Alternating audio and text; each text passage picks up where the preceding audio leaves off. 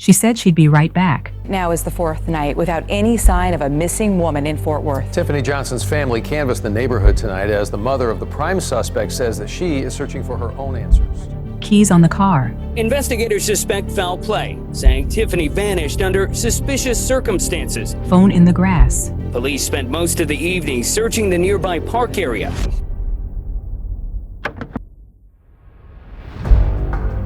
He said she left with another man. So right now, you lying to me, man. Just come truthful with yourself and with me and my family. Everybody's born with a heart. It just depends on how you decide you want to use it.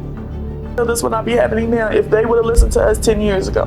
For nearly 3 years, Tiffeny Johnson's family waited to hear these words. We, the jury, find the defendant, Christopher Revill, guilty.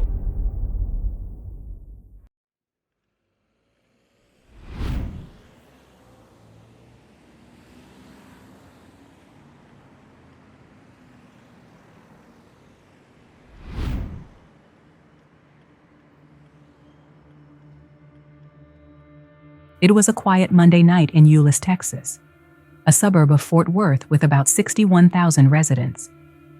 The kind of night where most people were winding down, getting ready for bed. A night where nothing feels urgent. Until suddenly, everything does. Upstairs in a small apartment, Jessica waited. She lived there with her boyfriend and his twin sister, Tiffany. Around 8:40 p.m., Tiffany had stepped outside, just for a moment. She didn't take her shoes. She was only wearing socks. She said she'd be right back, but 20 minutes passed, then another 20, then 30 more, and she never came back. Her brother Asher went downstairs to look for her.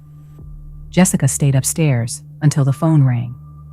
It was him, and something in his voice felt off. He said Tiffany's car was still in the lot, but her keys were sitting on top of it. Her phone was lying in the grass nearby. No sign of Tiffany. No reason she would have left those things behind, and no way she would have walked off barefoot into the night. Jessica called 911. She just went downstairs, she told the dispatcher. She said she'd be right back up. Could she have gone for a drive or left with someone? The dispatcher asked. Jessica didn't hesitate. No, her keys are here. Her phone is here. She would never leave without them. Something's wrong. Are you sure she's not just outside somewhere? Jessica's voice cut through the question. We searched everywhere. She was there. Then the next minute, she was gone. This is the story of Tiffeny Johnson, a young woman who walked into the night and never returned.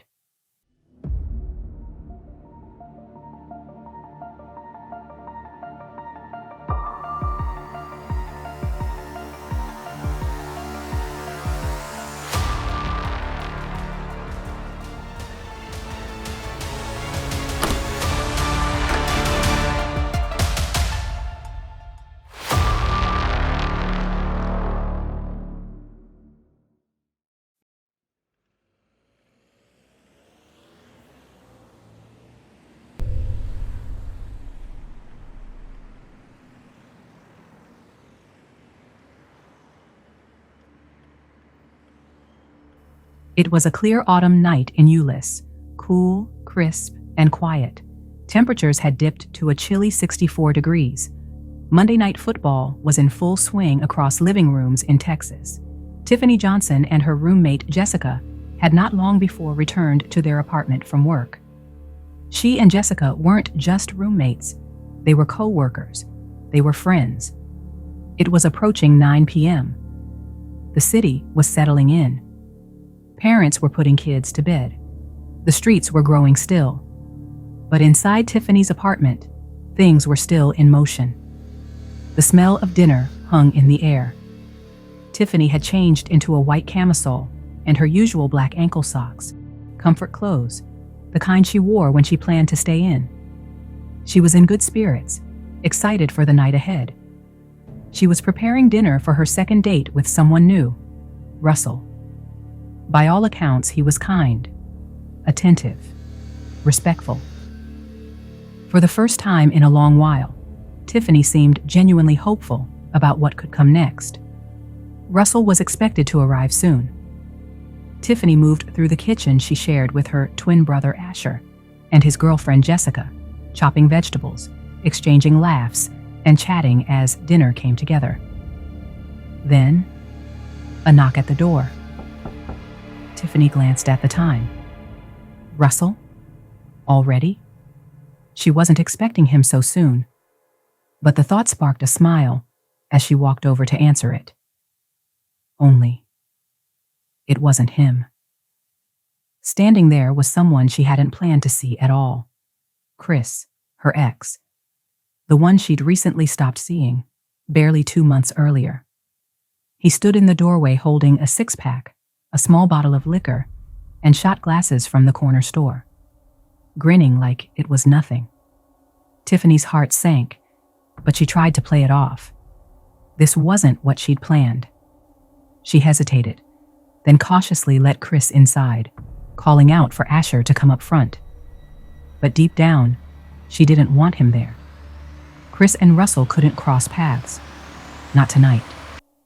She and Chris had broken up, but their story wasn't cleanly finished. Now, nerves rising and the nightmare she feared inching closer, she came up with a plan. She told everyone she was heading to the store. She grabbed her keys and rushed out the front door, barefoot, not even stopping to put on shoes. She had little time and hoped to catch Russell before he arrived. Her plan was simple: meet him at the nearby Walmart, stall his arrival, and avoid an awkward confrontation. But she never made it out of the parking lot. Her car was still there, and time was passing. Too much time. Night had fallen, and Tiffany had vanished without a trace.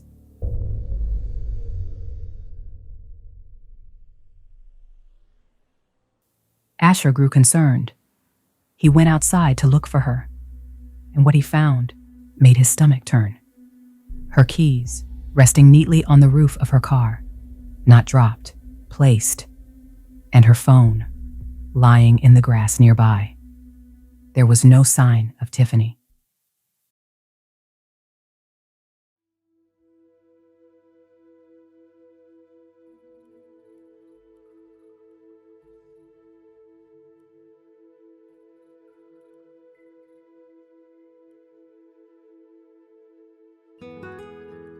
"25 years old, with a dimpled smile that could light up a room. That's how those who loved Tiphenie Johnson remember her. Her family affectionately called her Pippi or Tiff, nicknames that reflected her warmth, playfulness, and the closeness they shared. She was at that sweet point in life where things were finally clicking into place. A new city, a steady job, her twin brother by her side, and a future she was actively, joyfully building. In the latter half of 2014, Tiffany left Iowa and moved to the Dallas-Fort Worth area to live with her twin Asher in Euless, Texas. Not long after, she landed a job at an insurance company, and for the first time, the path ahead looked clear. Even at a distance, she stayed closely tethered to home, calling her mother, Deborah Johnson, and her Aunt Janelle nearly every afternoon on her drive home around 5 p.m. They weren't just updates. They were lifelines. They were close. As she settled into Texas life, Tiffany started dating. The experience was not without hiccups, though. In 2015, after discovering she and another young woman had unknowingly been seeing the same man, the two women broke up with him, then did something unexpected. They became friendly. That woman later introduced Tiffany, now single, to her brother Christopher Revill. They hit it off. By October 2015, Tiffany and Chris were officially together. Tiffany was really into him. According to her friends, they were a good match. They spent a lot of time together, enough that for a while they lived at Chris's mother's house. By late May or early June 2016, they moved into Asher's apartment with him. The three were grinding, finding their way through life together, one day at a time. Chris was older, well into his 30s when Tiffany was 25, and Tiffany often talked about that difference with her mother. She shared the good and the bad, the mundane and the heavy. That was her way. Open, transparent, reaching out when she needed support. By August 2016, though, the relationship had begun to strain. Tiffany felt it had become too controlling. She wanted out, but wasn't quite sure how to do it. She texted her Aunt Janelle for help. How do you tell someone you need space? Janelle told her gently, just tell him you need to breathe. You need time for yourself. And Tiffany did. By late August, the relationship was over. Chris moved back to his mother's home, but letting go wasn't easy. He still came by, almost daily.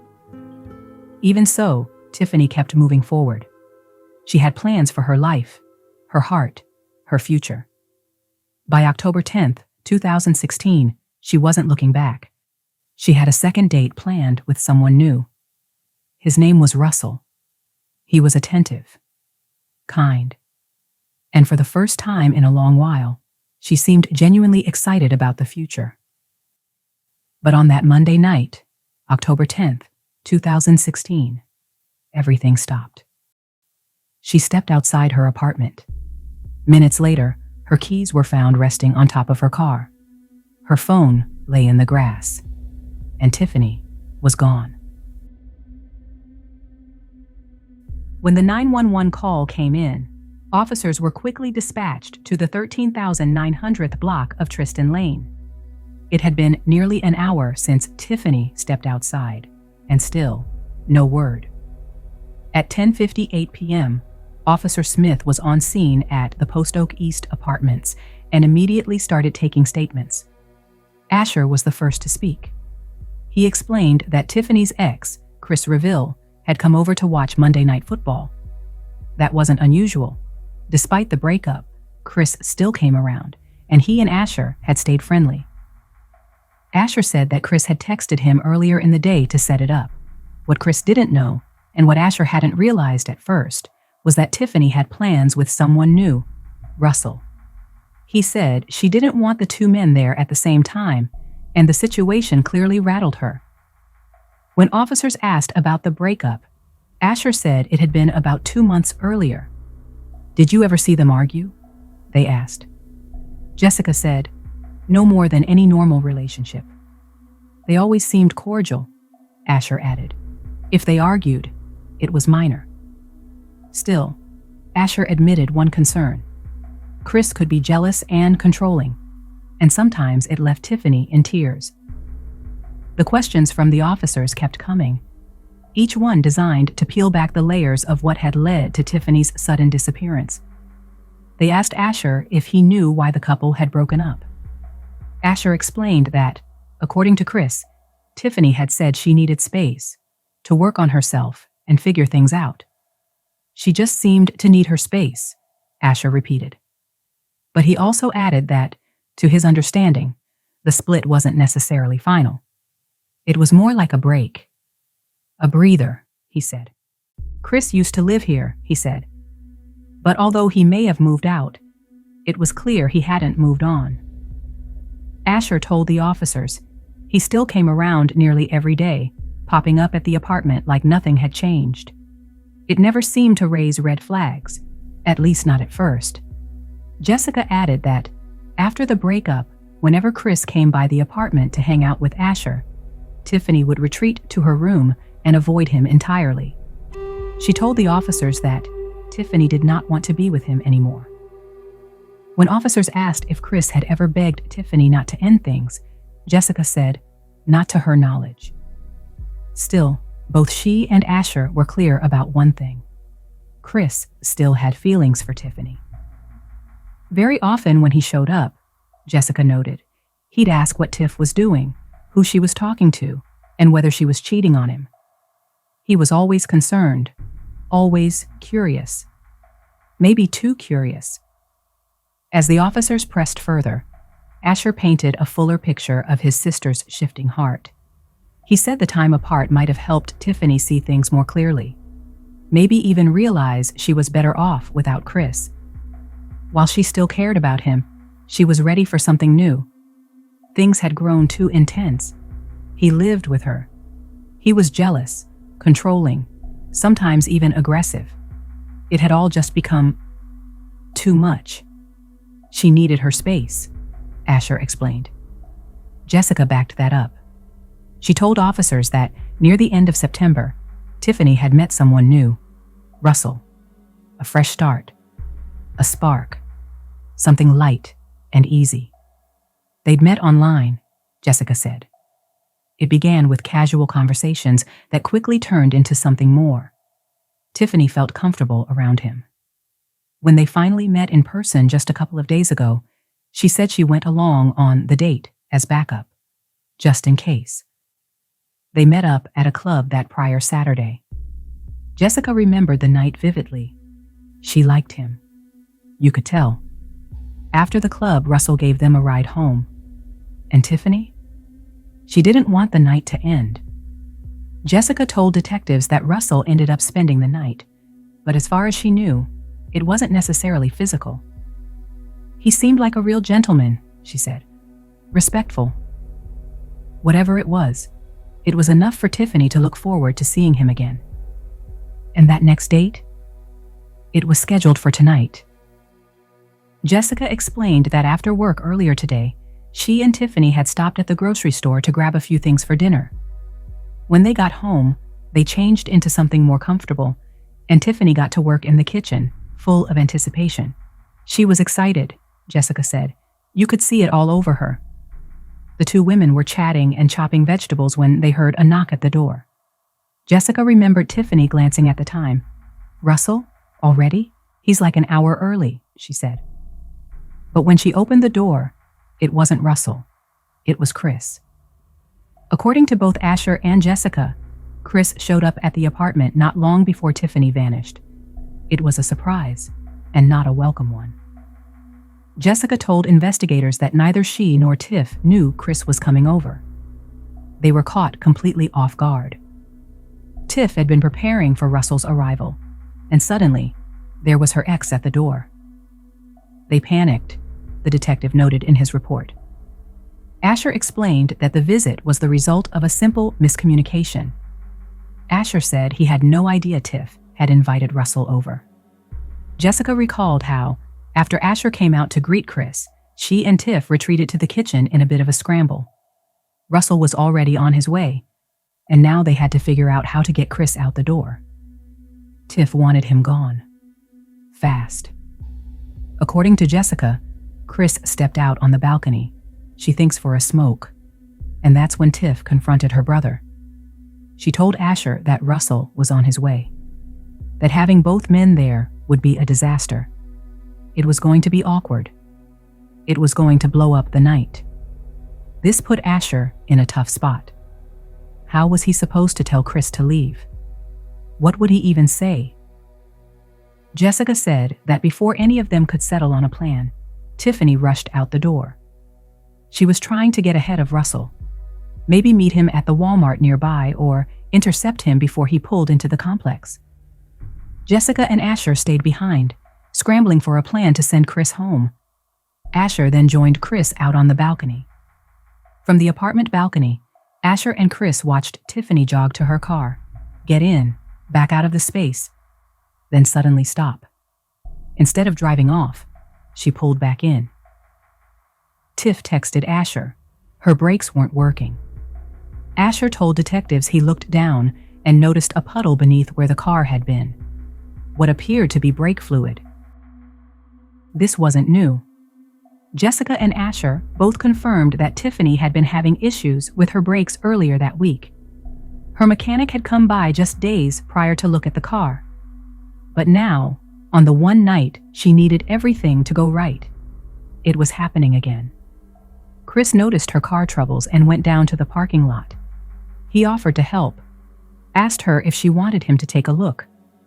But according to Asher, Tiffany wasn't interested. He said she was clearly trying to wave Chris off, telling him to just go. Asher saw her hand gestures from above, firm, dismissive, final. While standing out in the parking lot, Tiffany sent a text to her mechanic. Russell was due to arrive any moment. She had no time left to stall, because according to Asher, Russell had just arrived, and as he approached the apartment, he spotted Chris and Tiff talking near the parking lot. Russell, trying to be polite, began to introduce himself, but Tiffany quickly shut it down. She waved him off, telling him to just go upstairs. Already familiar with the layout of the complex, Russell made his way to the apartment alone. Asher let him in. According to Asher, Russell sat down on the couch while he took a seat in a nearby chair. The two men talked casually. Asher said he did his best to entertain Russell, while his sister handled the uncomfortable encounter with her ex. But something didn't feel right. To make sure things stayed cordial, Asher stepped out to the balcony and glanced down at the parking lot. Asher said their exchange seemed to be getting louder, verbally, not physically, and that raised his concern. He couldn't make out what was being said, but he noticed Tiffany using expressive hand gestures. According to Asher, her body language was clear. Just go. Just leave. Just leave already. Chris, however, just stood there. Asher watched the two of them talk for about 5 minutes before heading back inside. He didn't sense any immediate danger. Another 10 minutes passed. Curious, Asher returned to the balcony. This time, he saw Tiffany walking back from the front office building by the gate, but Chris was no longer in sight.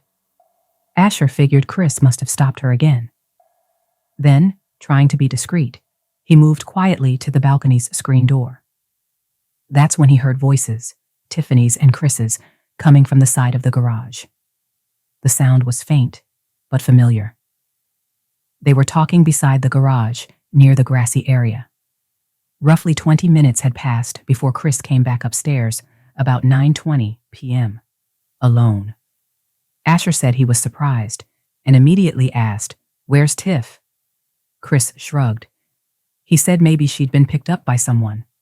Maybe the mechanic? He wasn't sure. Asher said the vibe was off. Chris was not acting normal. Then Chris turned his attention to Russell, clearly unsettled by his presence. According to Asher, Chris muttered, "This is what I expected all along." Asher tried to de-escalate the moment, telling him to keep his head up. Eventually, Chris left, with his drinks in tow. But Asher's concern was growing. He began texting his sister. No response. He called her. No response. He waited. 10 minutes. Still nothing. 15 minutes. Silence. Worried, Asher told the officers that he and Russell went downstairs together to look for her. It was about 9:45 p.m. and very dark outside. They didn't have to look long. As they reached the side of the building, they spotted something strange. Chris's white 2003 Ford Taurus backed up over the curb onto a grassy area near the back of the garage, right at the retaining wall, in an area where people normally do not park. The trunk lid and both the front and rear driver's side doors were open, and Chris was standing there, doing something behind the trunk. Asher froze, watching from a distance. He didn't feel safe approaching. So he and Russell circled back through the breezeway, hoping to get a clearer view of what Chris was doing behind the building. But they were too late.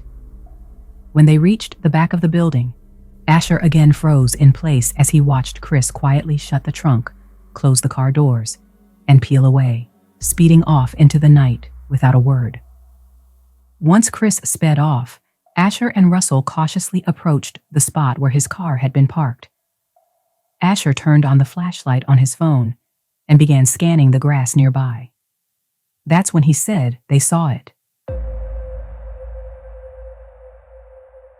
Some of the shot glasses Chris had with him earlier. Cigarettes, the kind that he smokes. But even more alarming was what looked like one of Tiffany's socks lying in the grass.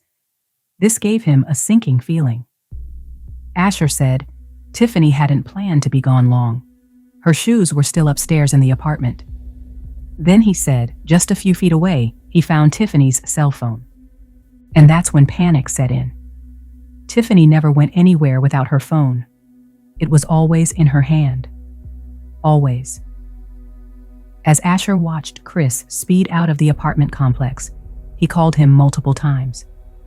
Chris did not immediately answer. Then Asher made one more call. This time, Chris answered. "You need to come back here," he told him. "This doesn't look right. At all." But Chris's response wasn't what he expected. "It sounds like you're trying to blame me for something," Chris said. Still, he promised he'd make a U-turn and come right back. As Asher turned back toward Tiffany's car, he noticed another alarming sign, her keys, sitting neatly on the roof above the driver's side door. It didn't make sense. None of it did. Chris had told Asher moments earlier that he was just around the corner, about to make a U-turn, and would be back in 5 minutes. But he never returned. So Asher kept calling. When Chris finally picked up again, he claimed he was already on Interstate 30 and said police were pulling him over, then quickly hung up. That's when Asher called Jessica. His voice was tight with panic. "Something's wrong," he told her. "Her phone and keys are here." He told her to call the police right away. Jessica did. While everyone waited for Chris to return, the officers took the opportunity to speak with Russell, the man Tiffany had been so eager to see that night. They found that his story matched Asher and Jessica's almost perfectly. He explained that a friend had dropped him off at the front gate of the apartment complex. As he made his way toward the building, he noticed Tiffany standing with someone who, he would later learn, was her ex-boyfriend, Chris. Russell said he approached calmly, ready to introduce himself, but Tiffany immediately cut him off. "No, not this guy," she said. "Just go upstairs." Already sensing the tension, Russell did as she asked. He also confirmed that Tiffany had texted him earlier, suggesting they meet at Walmart instead of the apartment. But now, after everything that had happened, it was clear to him that the Walmart plan wasn't real. It had just been a tactic to get Chris to leave. To investigators, Russell seemed genuinely puzzled, wondering why Tiffany would go to such lengths to get Chris to leave, only to disappear herself just moments after he arrived. The timeline didn't make sense. And that gnawing question, where was Tiffany, was starting to hang heavier by the second. Growing more suspicious by the minute, officers asked Asher to call Chris once again. This time, they wanted to speak with him directly. When Chris finally answered, the officers demanded he return to the apartment. But even after 30 minutes on scene, there was still no sign of him. It was now 11:30 p.m. when Chris finally returned. It had taken him 42 minutes to get back to the complex, a delay that didn't add up.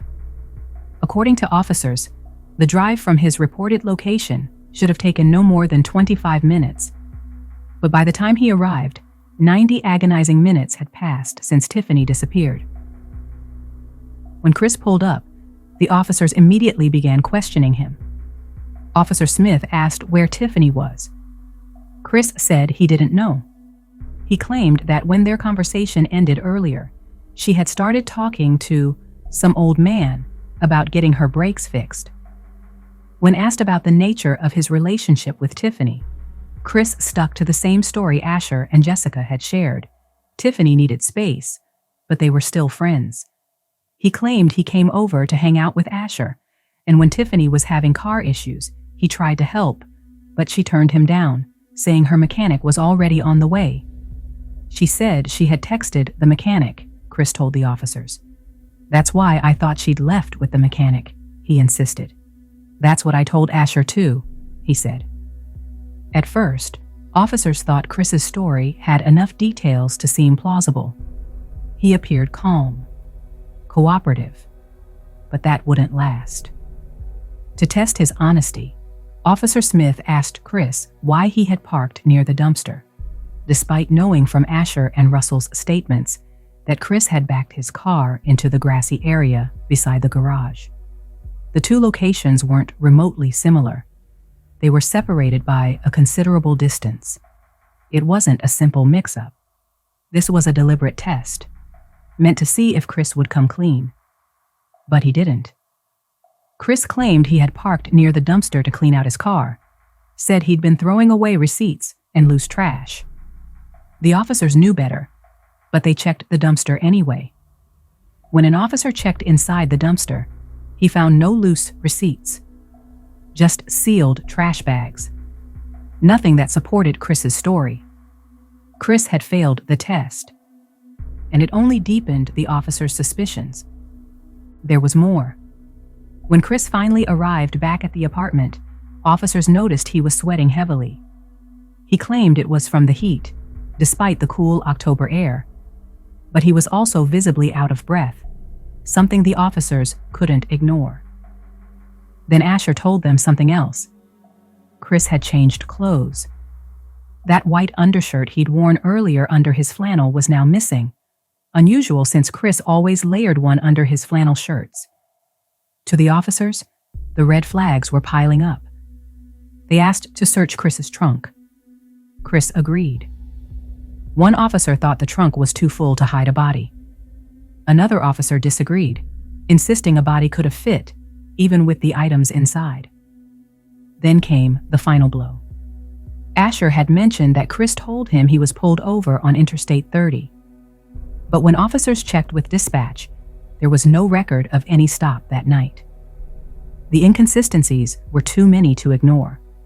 Chris was read his Miranda rights and taken into custody. Detectives now had enough to hold him, at least for the time being. As they placed the cuffs on him, they confronted Chris with the fact that the tire marks in the grassy area matched his vehicle's tread pattern. He didn't deny it. He simply replied, okay, all right. But as the questioning continued, something shifted.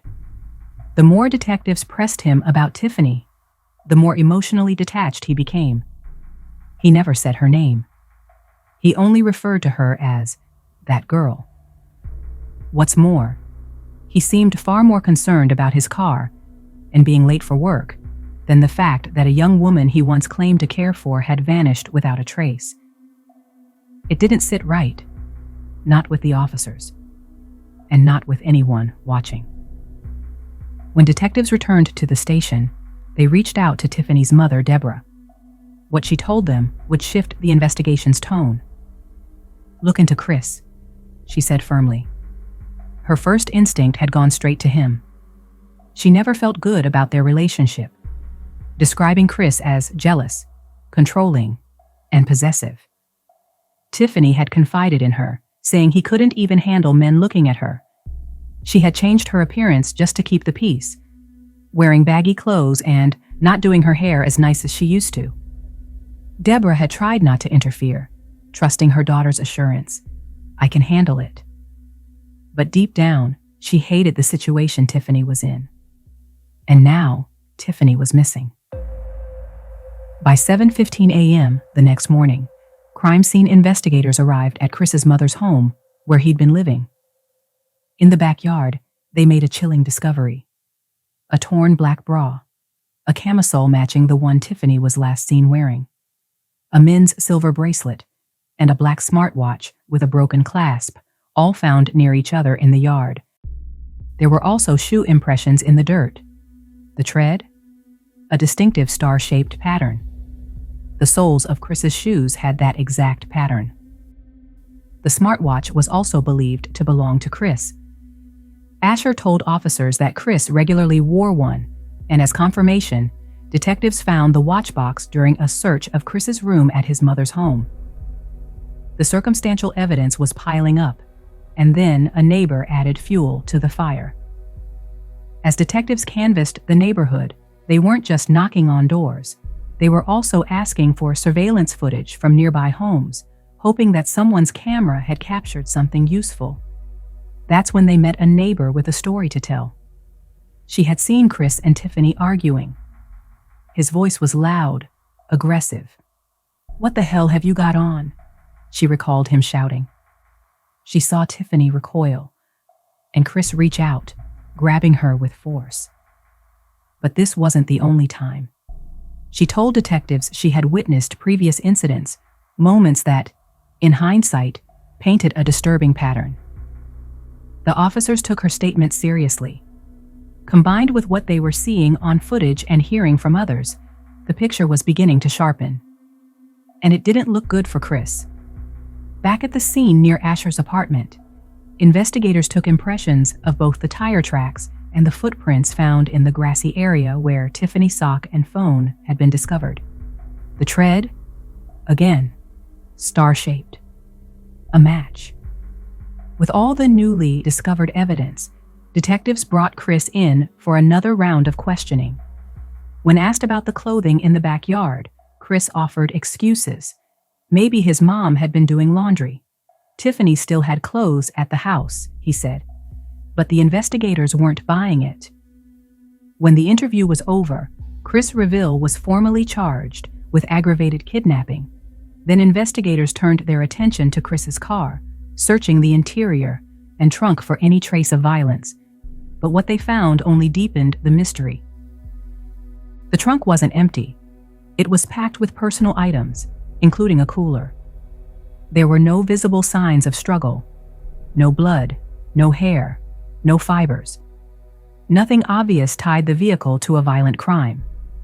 When they pulled his criminal record, they found a long rap sheet: aggravated assault, battery, armed robbery. Chris had only been paroled out of prison for a few months before he started dating Tiffany.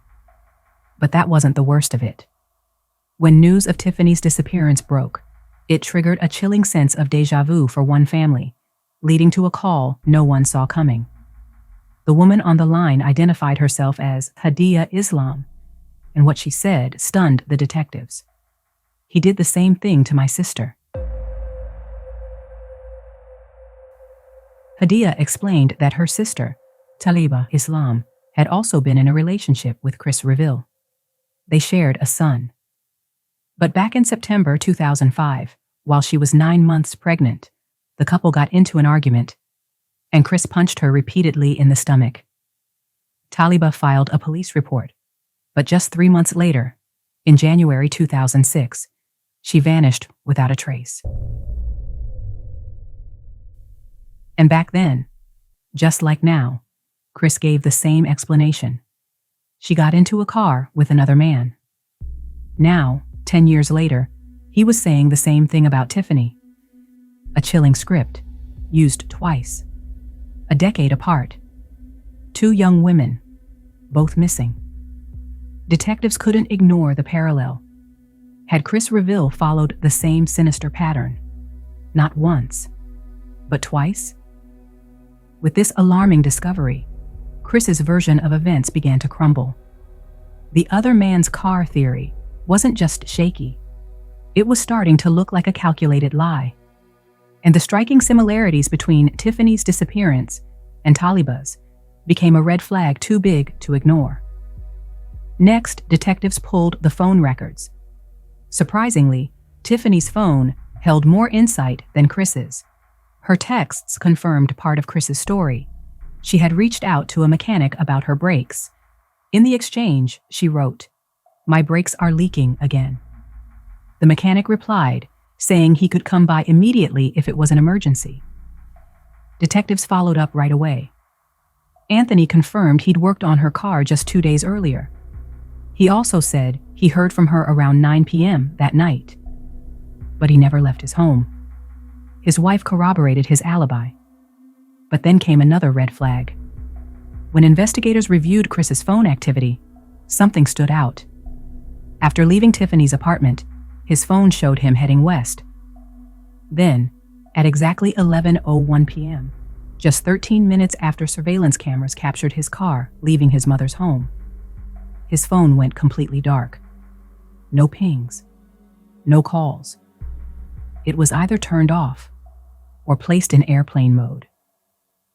It stayed that way for 23 minutes, and when it came back online, it pinged near his mother's home.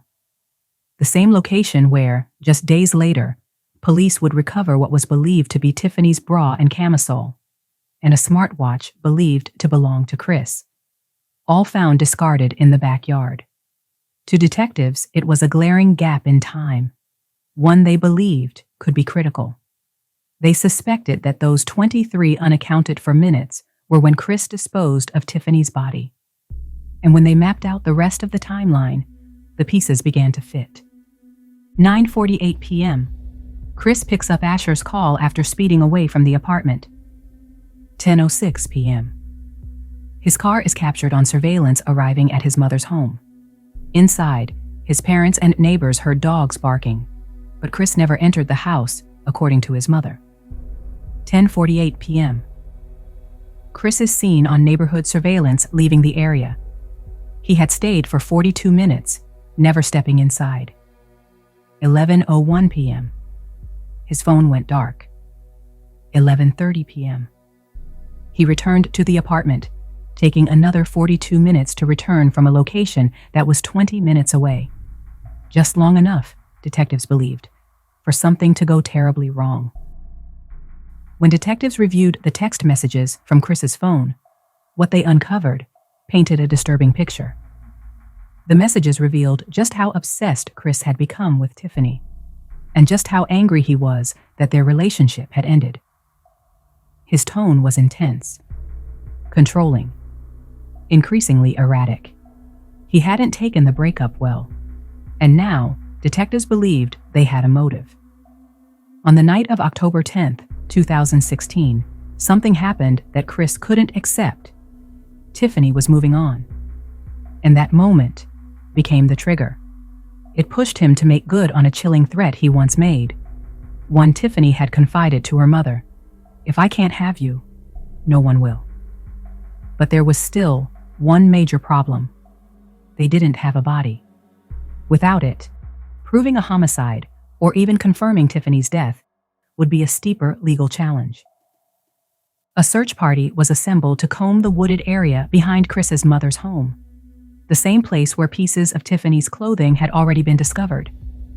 The terrain was dense, rough, thick with brush and shadows. Detectives believed she was there, somewhere in those woods or close by, and their suspicions only deepened after a sharp-eyed detective noticed something unusual on Chris's tire the night she vanished: a sandburr, a prickly seed pod common in overgrown off-road areas, the kind you only pick up when you veer off the pavement into wild, untamed land. It was a small detail, but a big clue, one more sign that Chris had driven off-road that night, possibly to hide something.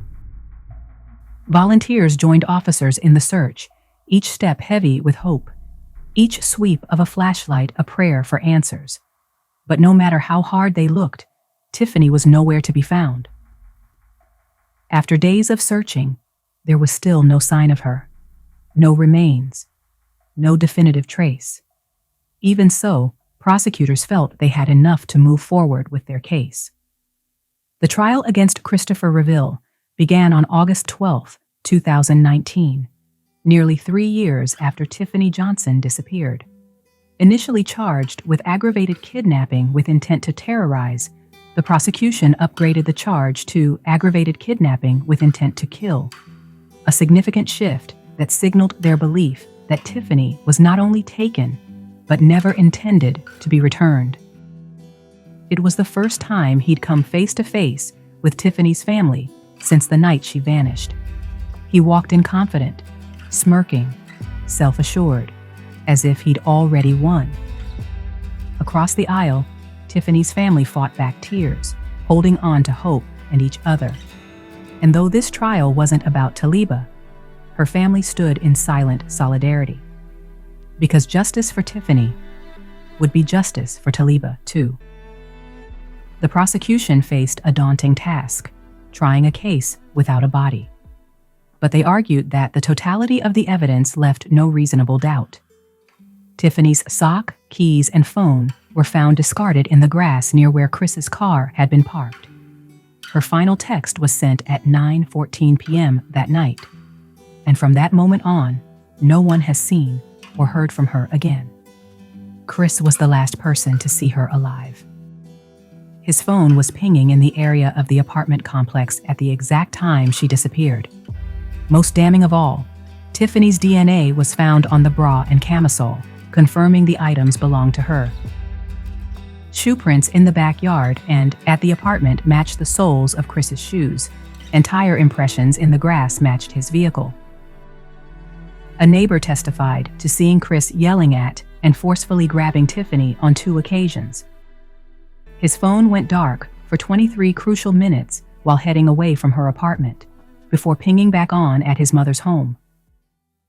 And 10 years earlier, another woman in his life, Taalibah Islam, had also disappeared without a trace.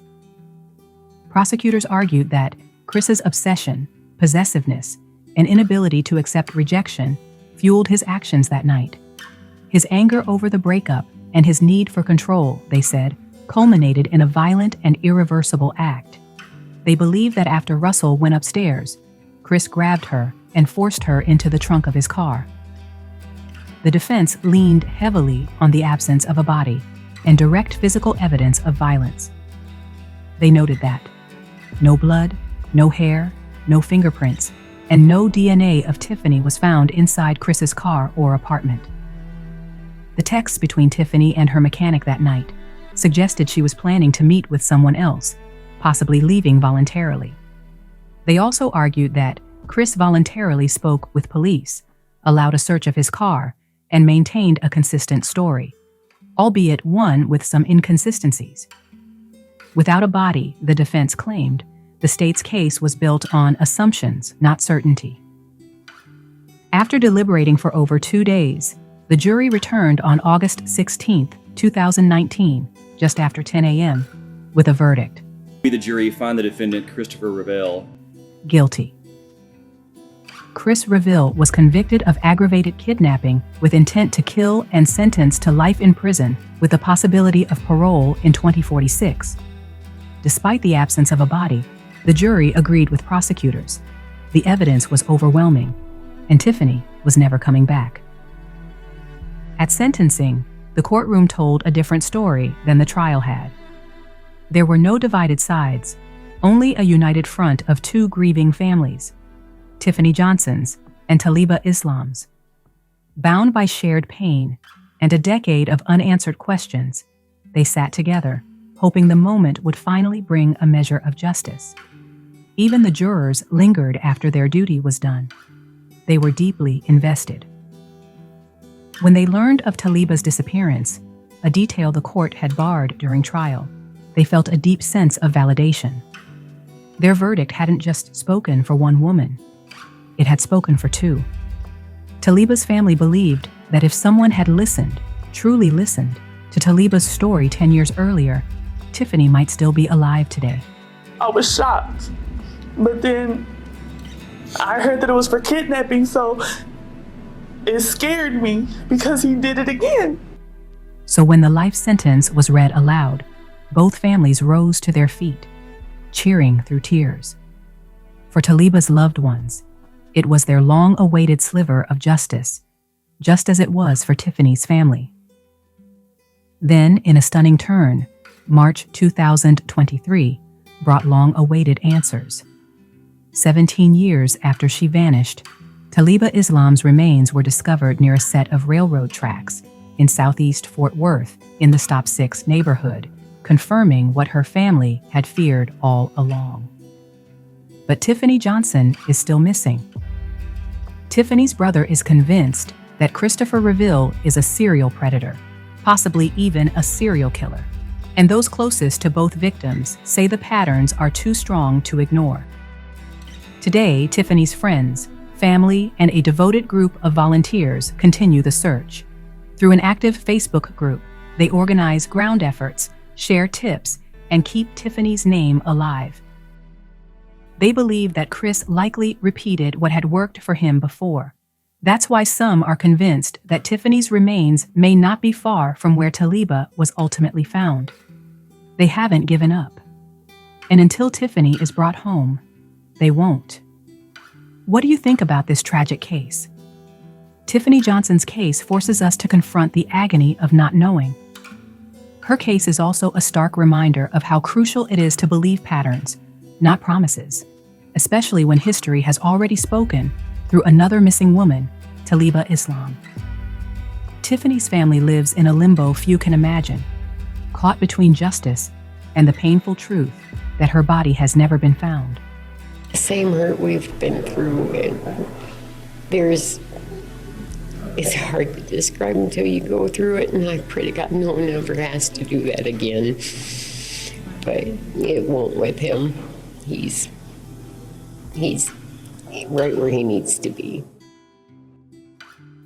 And while Chris Revill was convicted, the wound remains open. Was it a failure of the system, a case of missed warnings, or the dangerous pattern of a man who should have been stopped long ago? It's not the kid that I know. What I looked at today was a totally different person. I said, Chris, talk to me. Tell me your side. Tell me what you want to tell me. He looked at me. He hung up the phone, banged on the door,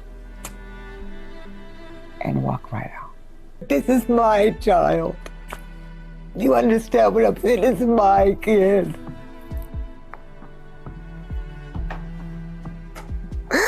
It's my kid. My heart, it goes out to you. My heart is broken. Let's continue the conversation down in the comments section below. As always, I'll meet you there. Even though the perpetrator is behind bars and the trial has come and gone, until Tiffany is brought home, her story can't be closed. Her body and the full truth are still unanswered. Her family can't grieve fully. Her friends can't find peace. And for now, this case remains unfinished.